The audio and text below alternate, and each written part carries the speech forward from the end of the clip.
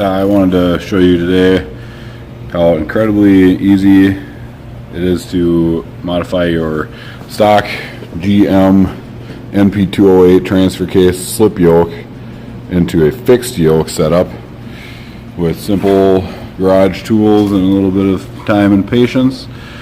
You'll need a grinder, cutoff wheel, preferably a flap wheel, like a polishing wheel.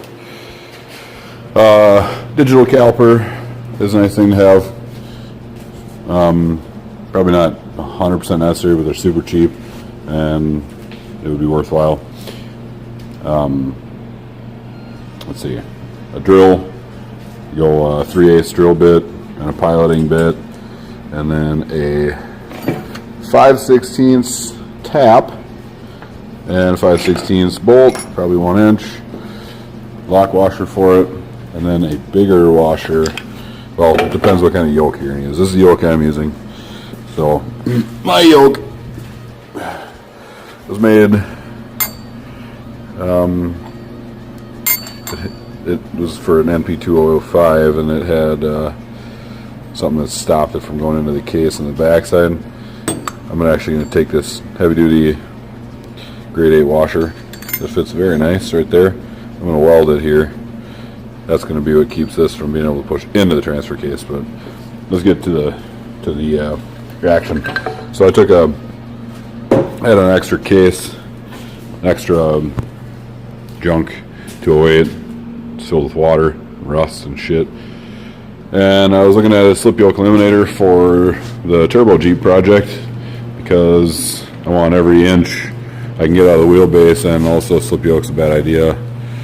I don't know, they're prone to failure and they suck. So I thought, well, what the hell, let's take a look what they got. Aftermarket supply is not very strong in the 208 slip yoke elimination category. Tom Woods makes a nice kit, but it's over $500, and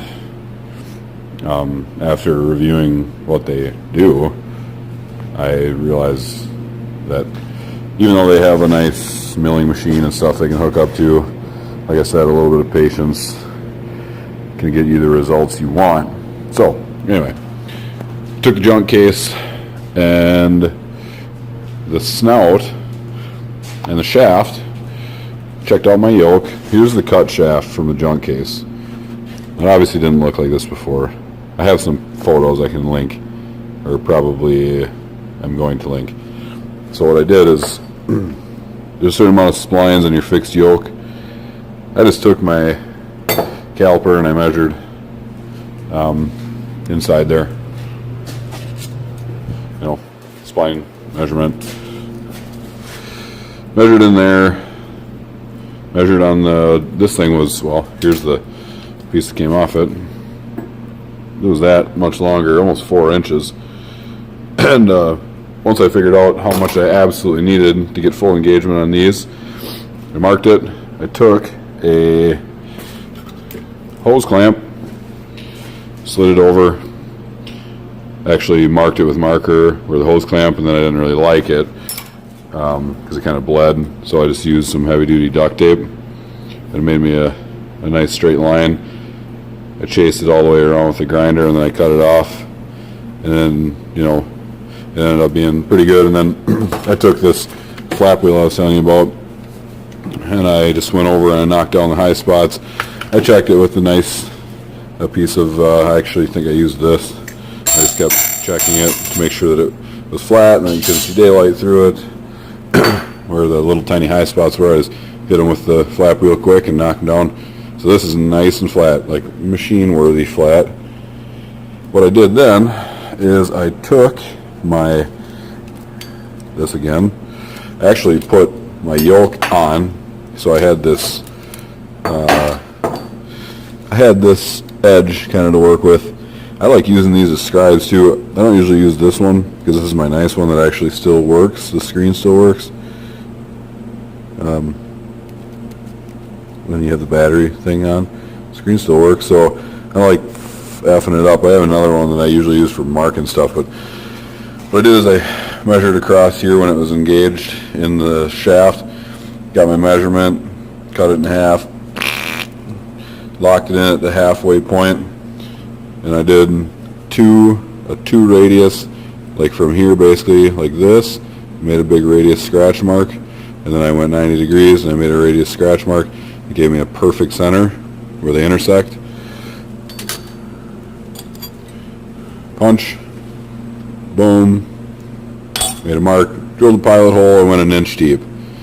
Another tool that if you don't have, you should, is a depth finder. Where is that stupid thing?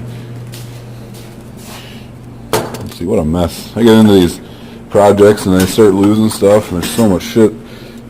Every time I get done with one, though, I do reset and clean up, so this is not my typical working conditions. This thing, very sweet. So obviously, you know, you snap it down, it goes to 0 or whatever. Slide it over the hole. It measures your hole for you. This one I didn't go quite an inch.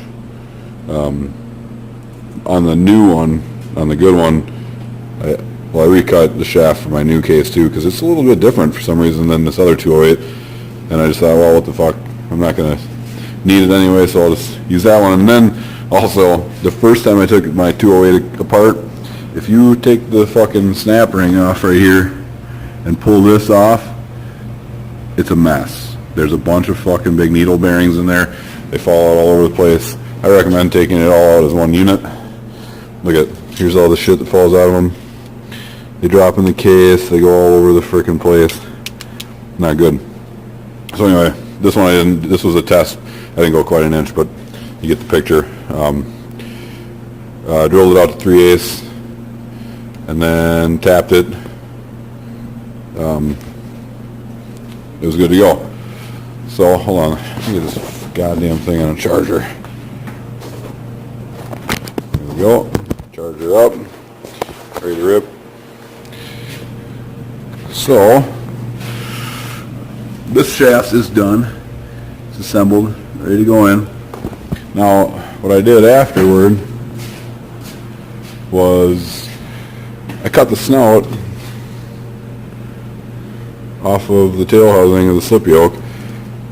So I'm going to update on the slip yoke eliminator for the 208. This is just the shitty case. I'm going to actually cut. This one's all fucked up. Speed sensor's all messed up, but I was just testing it. But I'm going to cut my good case just like this. But there were some people that were a little bit concerned or whatever. They think that, let's see, where did I put it? They think that this bushing right here is actually what carries the stress of the cantilever part of the slip yoke. All that does is it guides the slip yoke itself into the tail housing. It doesn't provide any lateral strength. Like this one doesn't have a slip yoke in it, and there is zero play here. And the reason for that is this. You take this shaft off,